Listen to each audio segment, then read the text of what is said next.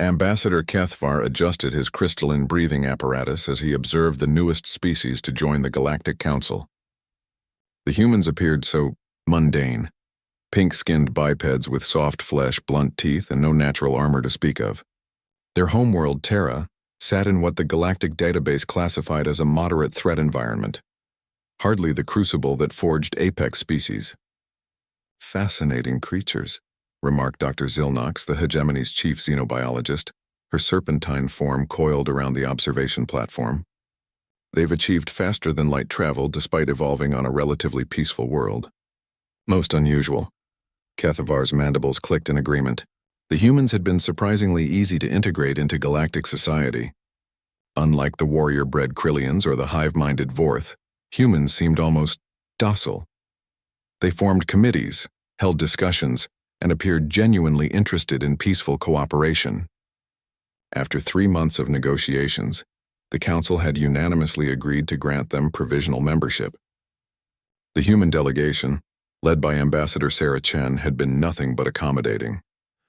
They shared their technology freely, offered cultural exchanges, and even brought gifts, strange crystalline formations they called geodes, and preserved foods from their world. "The human cubs are particularly interesting," Dr. Zilnox continued, watching the viewport where a human family toured the station's biodome. "Look how small and helpless they appear. No claws, no venom sacs, not even basic defensive spines. A small human child, perhaps 6 standard cycles old, wandered near the Xerion exhibit with his parents trailing behind. The Xerions were apex predators from Rigel 7, armored 6-limbed death machines that had dominated their homeworld for millennia before achieving sentience. Even behind reinforced barriers, most species gave them a wide berth." The child pressed his face against the transparent aluminum, eyes wide with wonder rather than fear. Ambassador Chen noticed Kethvar watching and approached with her characteristic diplomatic smile. "He's fascinated by your biodome," she said, gesturing toward her son. "We don't have anything quite like Xerions back home." "The cubs show remarkable fearlessness," Kethvar observed. "On most worlds, young ones instinctively recognize apex predators." Sarah's smile turned slightly mysterious. "Oh, we have apex predators on Earth, Danny, well, you'll see." Before Kethvar could inquire further, alarms began blaring throughout the station. Emergency lights bathed the corridors in harsh red as automated voices announced a containment breach in the biodome. Security teams scrambled toward the exhibit areas while civilians were ushered to safety zones. "Xerion loose in Sector 7, crackled the communication array. Multiple casualties reported. Evacuation protocols in effect. Through the chaos, Kethvar saw the human family had become separated. The child, Danny, stood alone near the compromised Xerion exhibit, apparently unaware of the danger. The massive predator, freed from its enclosure, stalked toward the small figure with lethal intent. "Someone help that cub," Dr. Zilnox hissed, but the security teams were still minutes away. Kethvar watched in horror, certain he was about to witness the brutal death of an innocent. The Xerion, standing 3 meters tall and bristling with natural weapons, approached the tiny human who barely reached its lowest limb. Then something extraordinary happened. The child looked up at the advancing predator, tilted his head curiously, and smiled. Not the frozen rictus of terror, but genuine delight. He reached up toward the creature's armored head as if greeting a friend. "Kitty!" the boy exclaimed, his voice carrying clearly through the observation speakers. The Xerion, bred for killing and trained in the art of death, stopped dead in its tracks. For a moment that stretched into eternity, predator and child regarded each other. Then, impossibly, the creature lowered its massive head toward the small hand. Danny giggled, a sound that somehow carried more menace than any war cry Kethvar had ever heard, and began scratching behind the Xerion's sensory ridges.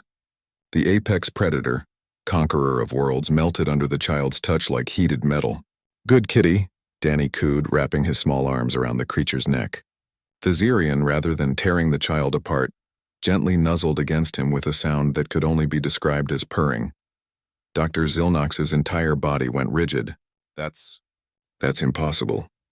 Xerions don't have a submission response. They're apex predators." Ambassador Chen appeared beside them, completely unruffled by the scene below. "Oh, that's just Danny being Danny. He has a way with animals." "Animals?" Kethavar's voice climbed several octaves.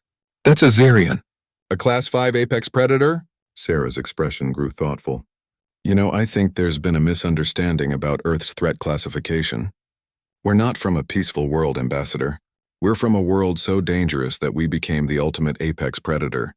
Not through claws or venom or armor, but through something far more terrifying. She gestured toward her son, who was now playing what appeared to be a game of chase with the docile Zarion. We domesticated the dangerous. We looked at wolves and made them into pets. We saw wild Orcs and turned them into cattle. We took the most dangerous creatures on our world and made them love us. The security teams finally arrived, weapons drawn, only to find the dangerous situation had resolved itself. Danny was teaching the Zarian how to play fetch with a piece of debris, while the creature wagged what might charitably be called a tail. How, Dr. Zilnox whispered. Persistence, patience, and the absolute certainty that we belong at the top of the food chain, Sarah replied calmly. Danny doesn't see an apex predator when he looks at that Zarian. He sees a potential friend, maybe a pet, and somehow the Zarian understands that this small, soft creature isn't prey. He's the alpha. Kethavar felt his understanding of humans shift like a tectonic plate. These weren't just peaceful negotiators or curious explorers. They were apex predators so successful, so utterly dominant on their world, that they had transcended the need for claws or fangs. They had weaponized friendship itself.